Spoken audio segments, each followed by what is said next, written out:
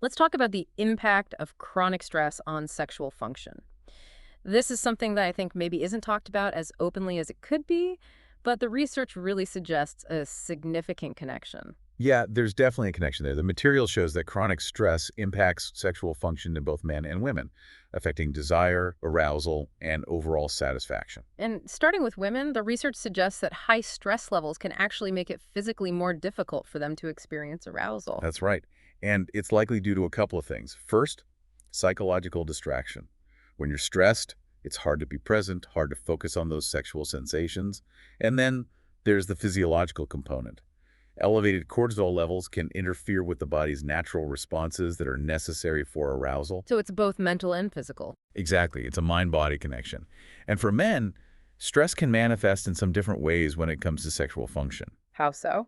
Well, the research links stress to lower libido, decreased sexual activity, and an increased risk of erectile dysfunction.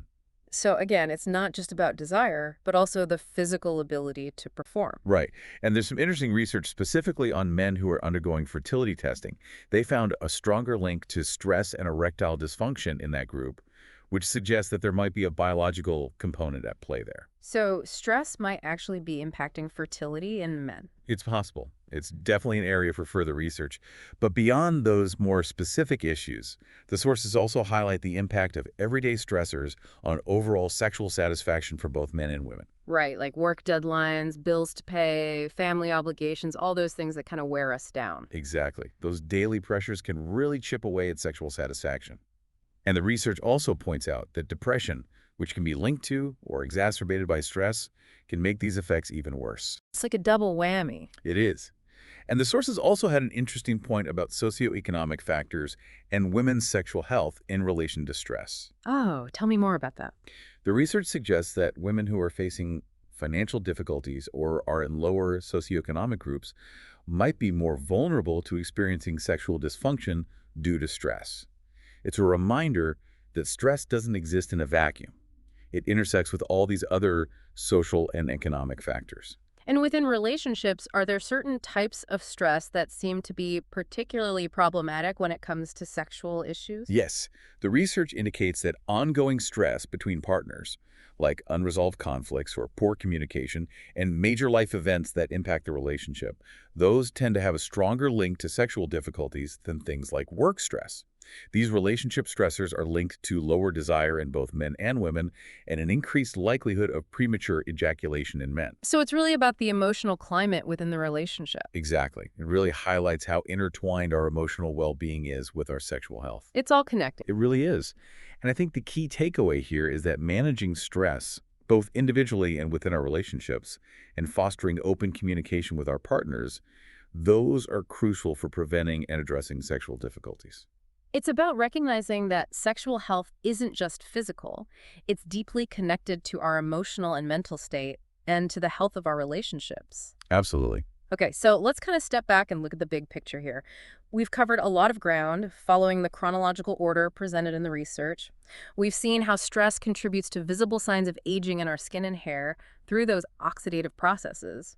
We've explored the dangerous cycle of stress and addiction, how stress fuels substance use and then makes recovery more challenging. Yeah. And we've delved into the impact of stress on our sexual health and satisfaction. And what I find so fascinating is how stress acts as this common thread, this underlying force that seems to impact so many different areas of our well-being. It's a powerful reminder that our physical health, our mental health, our emotional health, and our relationships are all interconnected. Yeah, it's not just about feeling stressed out. It's about the very real and tangible consequences that stress has on our bodies and our lives. Exactly. So as you've been listening to this, what's really stood out to you? What resonates the most? And are there areas where you recognize the impact of stress in your own life or maybe in the lives of people you know? I think what strikes me the most is how pervasive stress is. It's everywhere, and it affects us all in different ways. And the more we understand about how stress works, the better equipped we are to manage it and minimize its negative effects. And I think it's important to remember that managing stress isn't just about feeling better in the moment. It's about protecting our health and well-being in the long run. Absolutely. It's an investment in our future selves. And as research continues, I think we're going to learn even more about the complex ways that stress impacts us. And hopefully, that knowledge will empower us to develop even more effective strategies for managing and mitigating stress. And building on that, remember how we talked about how short-term stress might actually be beneficial for cellular resilience? It makes you wonder, how can we intentionally incorporate healthy challenges into our lives, things that introduce a manageable amount of stress without pushing us into overload? That's a great question to ponder. Maybe a little bit of stress, the right kind of stress, can actually make us stronger. It's an interesting idea, Hmm. and it's something I think we can all explore in our own lives. It definitely gives us something to think about. As always, thanks for joining us for this deep dive. We hope you found it informative and insightful.